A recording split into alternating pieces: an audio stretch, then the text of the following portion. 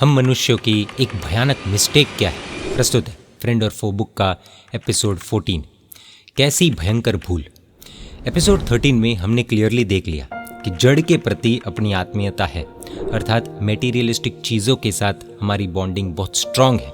हमारा attraction materialistic चीज़ों के प्रति इतना गहरा है कि हम आंख बंद करके भी जड़ पर विश्वास करते हैं। कुल मिलाकर हम जड़ की पार्टी को ही, यानी कि मेटीरियलिस्टिक चीज़ों को ही हमारी अपनी पार्टी तय कर चुके हैं। इसके सामने जीवों की पार्टी को हमने विपक्ष यानी कि ओपोनेंट पार्टी मानी है।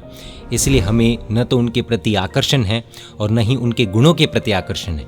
यदि थोड़ा बहुत आकर्षण यानी कि अट्रैक्शन किसी जीव के प्रति हो तो भी वह उसकी पौद्गलिक समृद्धि के कारण ही, पौद्गलिक समृद्धि यानी कि संपत्ति, रूप, पद, प्रतिष्ठा आदि। पुद्गल और जीव के प्रति हमारे रुख में ये जो डिफरेंस है उसके कारण हमारे दिमाग में एक अजीबोगरीब कैलकुलेशन बैठ जाता है।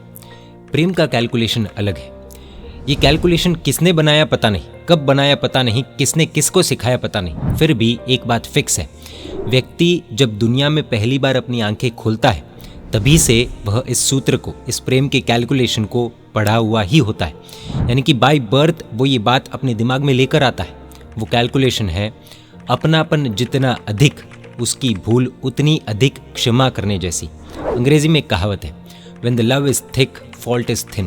When the love is thin, fault is thick. यह है प्रेम का अजीब कैलकुलेशन। जब प्रेम बहुत होता है तब भूल छोटी लगती है, और जब प्रेम कम होता है तब वही भूल बहुत बड़ी लगती है। इसे एक सिचुएशन के साथ समझते हैं। एक व्यक्ति का फेवरेट फ्लावर पॉट अगर उसके किसी नौकर से फूट जाए तो वो क्या पनिशमेंट देगा? उसका एक पुत्र है जो अपने माता पिता की बहुत रिस्पेक्ट करता है, विनयशील पुत्र है, और उससे अगर वो टूट जाए तो वो क्या सजा देगा? पत्नी जिससे वो बहुत प्रेम करता है उससे चूर चूर हो जाए तो किस तरह रिएक्ट करेगा? और यदि खुद उस व्यक्ति से ही वह टूट जाए तो वो क्या करेगा? गुनाह तो सबने एक जैसा किया, लेकिन क्या सभी गुनहगारों को एक ही न्याय मिलेगा या कुछ डिफरेंस होगा? नुकसान तो सबने एक जैसा किया है, लेकिन सजा में फर्क होगा, राइट? ऐसा क्यों? जवाब स्पष्ट है। नौकर की जितनी बड़ी गलती लगती है पुत्र की उतनी नहीं लगेगी, पुत्र की जितनी बड़ी गलती लगती है उतनी पत्नी की नहीं लगेगी, और पत्नी की जितनी बड़ी गलती लगती है उतनी खुद की नहीं लगेगी, राइट? ये एकदम स्वाभाविक है, नेचुरल है। कभी ना कभी ये एक्सपीरियंस तो हुआ ही होगा। जितनी डांट नौकर को पड़ेगी उतनी बेटे को नहीं पड़ेगी, जितनी बेटे को पड़ेगी उतनी पत्नी को नहीं पड़ेगी, और जितनी पत्नी को पड़ेगी उतनी खुद को तो बिल्कुल भी नहीं। अरे खुद से यदि टूट जाए तो शायद दिल में दुख जरूर लगता है कि अरे यार धत टूट गया, मगर मैं अपराधी हूँ, मुझे सजा मिलनी ही चाहिए, डांट पड़नी ही चाहिए, ऐसा लगता ही नहीं। यही कैलकुलेशन पुद्गल वर्सेस जीव में है। पुद्गल के ऊपर राग इतना ज्यादा है, यानी कि मेटीरियलिस्टिक चीजों के ऊपर अटैचमेंट इतना ज्यादा है कि वो 1000 गुनाह करे तो भी माफ है, वो लाख परेशानियां खड़ी करे तो भी भूल दिखती ही नहीं है। इसलिए पुद्गल पर द्वेष या क्रोध उत्पन्न नहीं होता है, जबकि आज दिन तक जीव के ऊपर वास्तविक प्रेम मैत्री उत्पन्न ही नहीं हुई। इसलिए उसकी एक भी भूल व्यक्ति सहन ही नहीं कर पाता, उल्टा उस पर आग उगलने लगता है, भयंकर द्वेष करने लगता है। 1444 ग्रंथों के रचयिता आचार्य श्री हरिभद्र जी महाराज साहब ने अपने अष्टक प्रकरण में बताया है कि राग यानी कि अटैचमेंट जीव और पुद्गल दोनों की ओर होता है, जबकि द्वेष यानी कि हेट्रेड जीव पर ही होता है, पुद्गल पर नहीं। इसमें भी बताया गया है कि जो राग जीवों पर होता है वह भी पौद्गलिक राग के कारण ही होता है, ऐसा लगता है। अर्थात सही ढंग से सोचा जाए तो एक ही बात क्लियरली नजर आती है कि पुद्गल पर राग, जीव पर द्वेष, जीव अनादिकाल से यही करता आया है। ये एक फैक्ट है। इसलिए जैसे पिछले एपिसोड्स में हमने देखा है कि इस अनादिकाल की हमारी चाल को बदलने की जरूरत है। इसके लिए एपिसोड 5 खास फिर से देख सकते हैं। हमें न्यूट्रल बनना है, लेकिन उसके लिए एक्शंस ऑपोजिट करने पड़ेंगे। सॉल्यूशन सिंपल है, जड़ पर द्वेष यानी कि वैराग्य, जीव पर राग यानी कि मैत्री। पुद्गल का आकर्षण हटाए बिना जीव के प्रति आकर्षण पैदा नहीं हो सकता। पुद्गल और जीव दोनों ऑपोजिट है। मान लो एक भाई बहुत ही धार्मिक है, धर्म में रुचि रखने वाला है, और दूसरा व्यक्ति यानी कि दूसरा भाई धर्म के प्रति भयंकर द्वेष वाला है। ऐसे बिल्कुल ऑपोजिट नेचर वाले दो भाई एक घर में शायद साथ में रहते भी हो तो भी वह संबंध एकदम कच्चा होता है, कब टूट जाए कह नहीं सकते। दोनों यदि अपनी अपनी सोच पर कायम रहे तो आज नहीं तो कल उनका संबंध टूटने वाला ही है। इसी प्रकार जीव और जड़ ये दोनों बिल्कुल विपरीत स्वभाव वाले, ऑपोजिट स्वभाव वाले।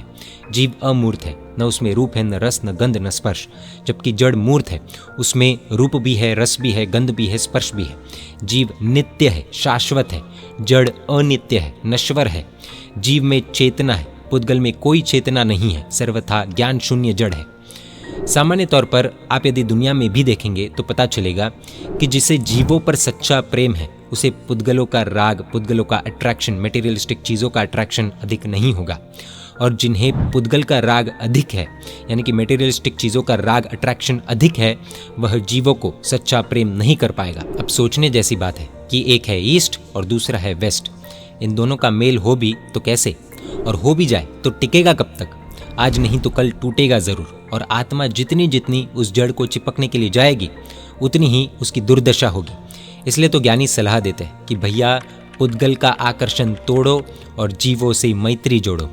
हमें अब पुद्गल को ओपोनेंट पार्टी मानना है और जीवों को अपनी पार्टी मानना है। किसी भी जीव की ओर से परेशानी, खराब बर्ताव हो तो लेट गो का सुवर्ण सूत्र पकड़ना ही होगा, क्योंकि यह बर्ताव अपनी ही पार्टी के व्यक्ति के द्वारा हुआ है। बस ये सोचा नहीं कि हमारा सर बर्फ जैसा ठंडा बन जाएगा, ना झगड़ा होगा ना टंटा, शत्रुता के भाव भी परिवर्तित हो जाएंगे। कहते हैं ना, united we stand, divided we fall. संपत्या जंप संहति कार्य साधिका। ज्ञानी पुरुष कहते हैं कि जीवों के साथ संघर्ष को नहीं, फाइट्स को नहीं, मैत्री को विकसित करो। सभी जीवों के साथ अच्छा रिलेशन खड़ा करो तो ही कर्म सत्ता के छक्के छुड़वा सकोगे। जीवों के साथ यदि खराब रिलेशन होगा तो आपको मुंह की खानी ही पड़ेगी। तभी तो गाना है, जिस खून में मैत्री बहती है उस खून में शक्ति रहती है। एक पिता अपने अंतिम समय में, चेहरे पर थोड़ी सी टेंशन साफ साफ दिख रही है। सभी बेटे विनीत और पिताजी की सेवा करने वाले थे।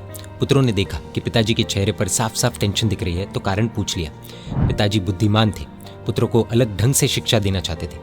लड़खड़ाती आवाज में बोले, प्यारे पुत्रों, एक काम करो, सामने जो रूम है उसमें से लकड़ी की गठरी उठा लाओ। चारों पुत्र आज्ञाकारी थे, उठे, दौड़े और पलक झपकते ही लकड़ी की गठरी हाजिर। पिताजी ने कहा कि अब इस गठरी के 2 टुकड़े करो। सबने कोशिश की लेकिन टुकड़े नहीं हुए। अब पिताजी ने मुस्कुराते हुए ऑर्डर दिया कि गठरी खोलो और एक एक लकड़ी तोड़ो।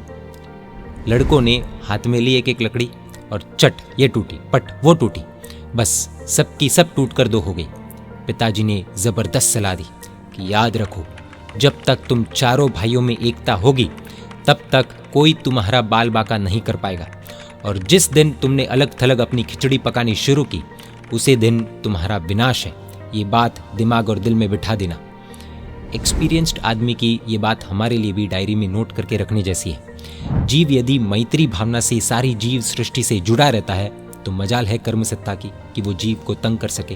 और ठीक इससे विपरीत यदि जीव शत्रुता की दीवार खड़ी कर संपूर्ण जीव सृष्टि से अलग थलग हो जाए तो विश्व में ऐसा कोई व्यक्ति नहीं जो अकेले पड़े हुए उस व्यक्ति को कर्म सत्ता की मार से बचा सके। इसलिए बार बार यह लाइन खुद से कहनी है, जिस खून में मैत्री बहती है उस खून में शक्ति रहती है। कर्म सत्ता को टैकल करना इतना ईजी नहीं है। कर्म सत्ता की भयानक नीति क्या है जानेंगे अगले एपिसोड में। यह पुस्तक फ्रेंड और फो हिंदी, गुजराती और इंग्लिश तीनों भाषा में हृदयोद्गार.com वेबसाइट पर अवेलेबल है। जय जिनशासन, जय महावीर।